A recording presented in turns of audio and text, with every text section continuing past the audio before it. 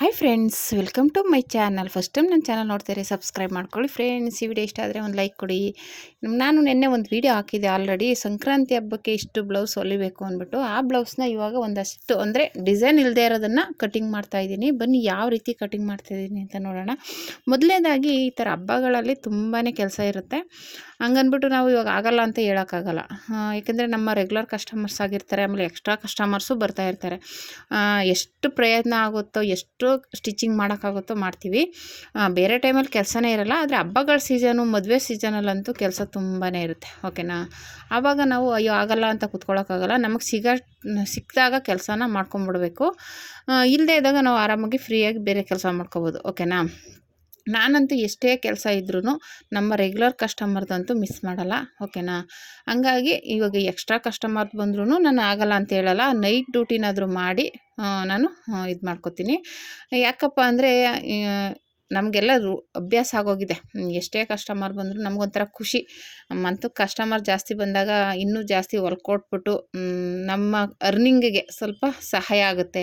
ಇವಾಗ ಒಂದು ಸ್ವಲ್ಪ ಜಾಸ್ತಿ ಹೊಲಿದ್ರೆ ಇವಾಗ ಎಕ್ಸ್ಟ್ರಾ ಖರ್ಚುಗಳು ಮೇಂಟೈನ್ ಮಾಡ್ಬೋದು ಅನ್ನೋದೊಂದು ಇದಾಗುತ್ತೆ. ಓಕೆನಾ. ಇವಾಗ ಮನೇಲಿ ದಿನ ಒಂದೊಂದು ಎಕ್ಸ್ಟ್ರಾ ಕೆಲಸ ಬರುತ್ತೆ, ಎಕ್ಸ್ಟ್ರಾ ಖರ್ಚು ಬರುತ್ತೆ. ಇವಾಗ ನಾವು ಒಂದು ತಿಂಗಳಿಗೆ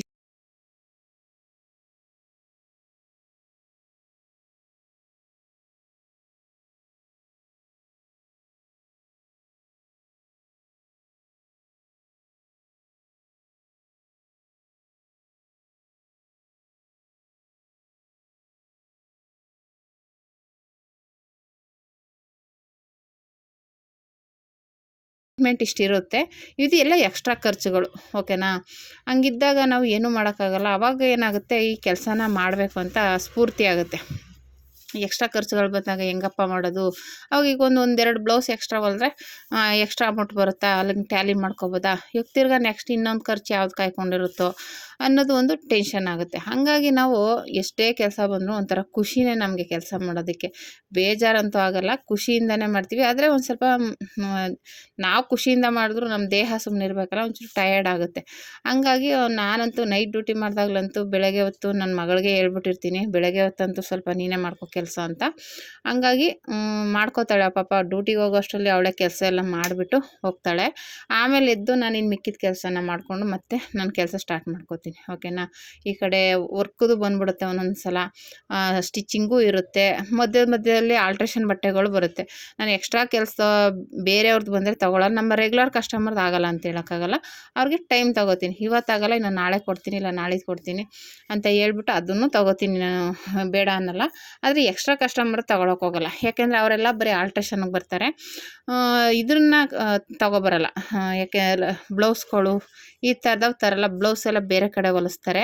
ಈ ಆಲ್ಟ್ರೇಷನ್ಗೆ ಮಾತ್ರ ನಮ್ಮ ಹತ್ರ ಬರ್ತಾರೆ. ಯಾಕೆ ನಮ್ಗೆ ಗೊತ್ತಾಗುತ್ತಲ್ಲ. ಹಾಗಾಗಿ ನಾನು ಆ ಥರದವನ್ನ ತಗೊಳಕ್ಕೆ ಹೋಗಲ್ಲ. ಮತ್ತು ಹೇಳಿಲ್ವ, ಬ್ಲೌಸ್ಗಳನ್ನ ಕಮ್ಮಿ ಅಂತ ಇನ್ನೂ ನಮಗಿಂತ ಕಡಿಮೆ ಎಲ್ಲಿರುತ್ತೋ ಹುಡ್ಕೊಂಡೋಗಿ ಹೊಲಿಸ್ತಾರೆ. ಆಲ್ಟ್ರೇಷನ್ಗೆ ಮಾತ್ರ ನಮ್ಮ ಹತ್ರ ಬರ್ತಾರೆ. ಆ ಥರ ಕಸ್ಟಮರ್ಸು ಇದ್ದಾರೆ.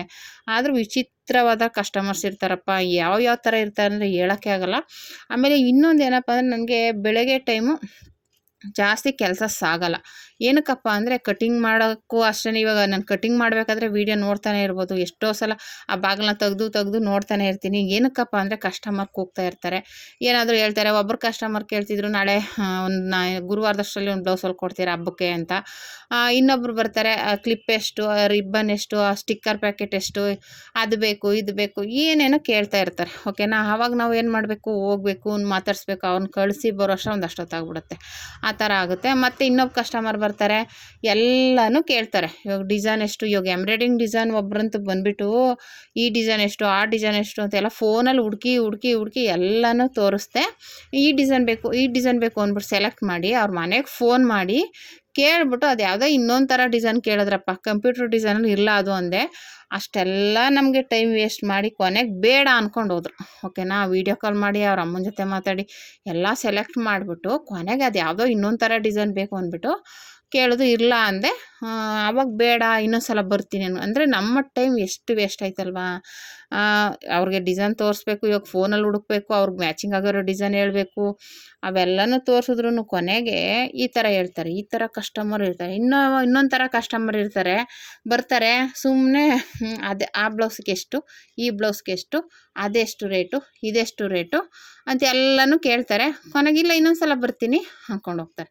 ಅಂದರೆ ಅವ್ರು ರೇಟ್ಗಳು ತಿಳ್ಕೊಳ್ಳೋಕ್ಕೆ ಬಂದಿರ್ತಾರೆ. ನಾನು ತಿಳ್ಕೊಳ್ಳೋದು ಬೇಡ ಅಂತ ಹೇಳಲ್ಲ, ಆದರೆ ಬಂದು ಏನೋ ತೊಗೊಳ್ಳೋ ಥರನೇ ಇದು ಮಾಡ್ತಾರೆ.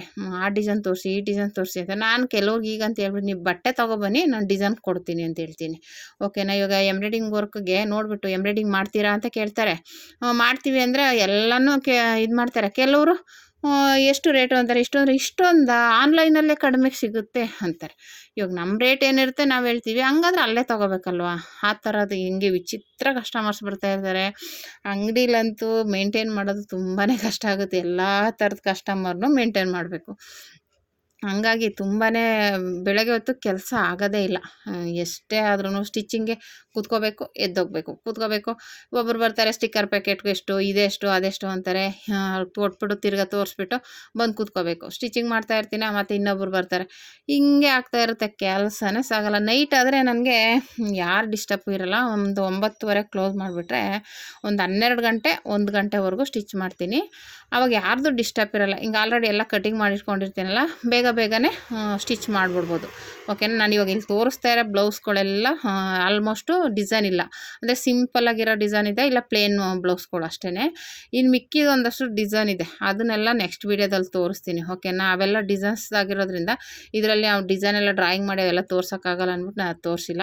ಇವೆಲ್ಲ ಒಂದು ಸೆಟ್ಟು ತೊಗೊಂಡೆ ನಾನು. ಇವೆಲ್ಲ ಪ್ಲೇನ್ ಬ್ಲೌಸ್ಗಳು. ಓಕೆನಾ.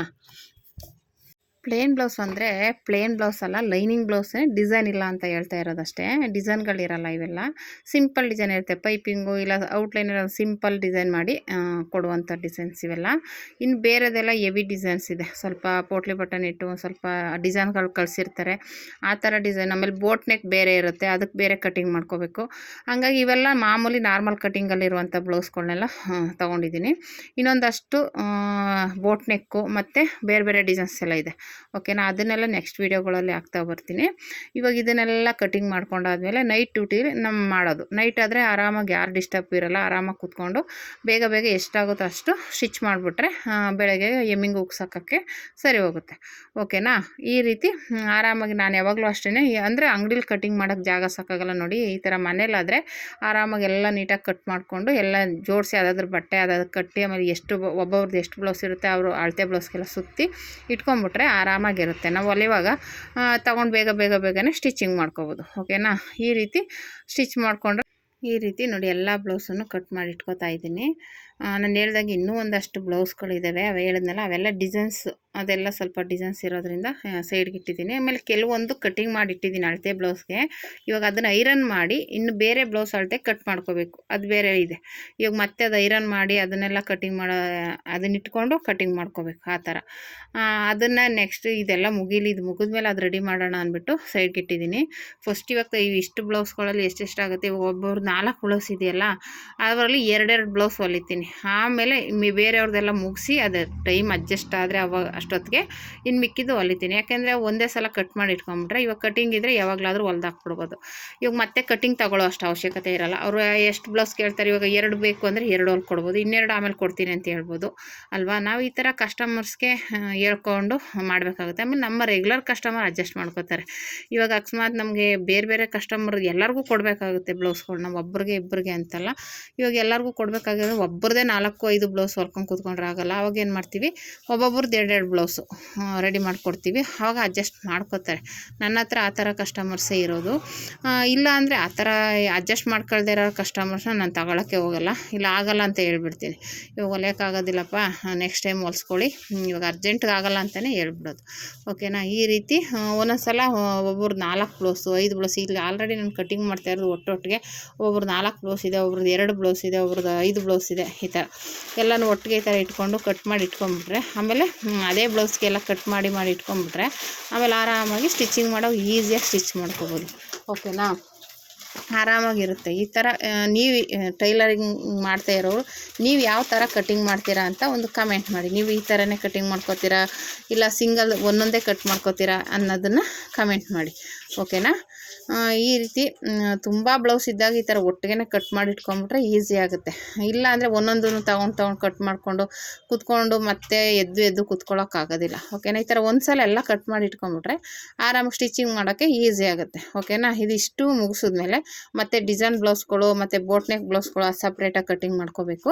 ಫಸ್ಟ್ ಇದನ್ನು ಮುಗಿಸ್ಬಿಡೋಣ. ಇವಾಗ ಸಂಕ್ರಾಂತಿ ಹಬ್ಬಕ್ಕೆ ಇಷ್ಟರಲ್ಲಿ ಎಷ್ಟಾಗುತ್ತೋ ಅಷ್ಟು ರೆಡಿ ಮಾಡಿಬಿಡೋಣ. ಇರೋದೇ 3 ದಿನ ಅಂದ್ಬಿಟ್ಟು ಎಲ್ಲನೂ ತೊಗೊಂಡು ಆಲ್ರೆಡಿ ಕಟ್ಟಿಂಗ್ ಮಾಡ್ಕೊಂಡಿದ್ದೀನಿ. ನೋಡೋಣ ನೈಟ್ ಡ್ಯೂಟಿಲಿ ಎಷ್ಟಾಗುತ್ತೆ ಅಷ್ಟು ಟ್ರೈ ಮಾಡ್ತೀನಿ. ಆಮೇಲೆ ಇಷ್ಟು ಆದಮೇಲೆ ಮತ್ತೆ ಇನ್ನು ನೆಕ್ಸ್ಟ್ ಬ್ಲೌಸ್ಗಳು ಇವಾಗ ಮಧ್ಯ ಬೇರೆ ಎಕ್ಸ್ಟ್ರಾ ಬ್ಲೌಸ್ಗಳು ಕೊಡೋಕೆ ಬರ್ತಾರೆ. ಇನ್ನೊಂದು ನಮಗೊಂದು ಬ್ಲೌಸ್ ಹೊಲ್ಕೊಡಿ, ನಮಗೊಂದು ಆಗುತ್ತಾ ಅಂತ. ಅವಾಗ ನಾವೇನು ಮಾಡ್ತೀವಿ, ಆಗಲ್ಲ ಅಂತ ಹೇಳೋಕ್ಕೆ ಆಗಲ್ಲ. ಆಯಿತು ಬಿಡಿ ಹೊಲ್ಕೊಡ್ತೀವಿ ಅಂತ ಹೇಳ್ಬಿಟ್ಟು ಹೊಲ್ಕೊಡ್ತೀವಿ. ನಾನಂತೂ ಹಬ್ಬಗಳ ಟೈಮಲ್ಲೇ ಇನ್ನೂ ಜಾಸ್ತಿ ಬರುತ್ತೆ. ಇವಾಗ ಇದನ್ನು ಒಪ್ಕೊಂಡಿರ್ತೀವಿ, ಮತ್ತು ಎಕ್ಸ್ಟ್ರಾ ಬ್ಲೌಸ್ಗಳು ಬಂದಾಗ ಅದನ್ನು ರೆಡಿ ಮಾಡಬೇಕಾಗುತ್ತೆ. ಓಕೆನಾ. ಈ ರೀತಿ ನಾನು ಇಷ್ಟು ಬ್ಲೌಸ್ನು ಕಟಿಂಗ್ ಮಾಡಿದ್ದೀನಿ ನೋಡಿ. ಬನ್ನಿ ಸ್ಟಿಚಿಂಗ್ ಮಾಡೋಣ. Thank you for watching friends.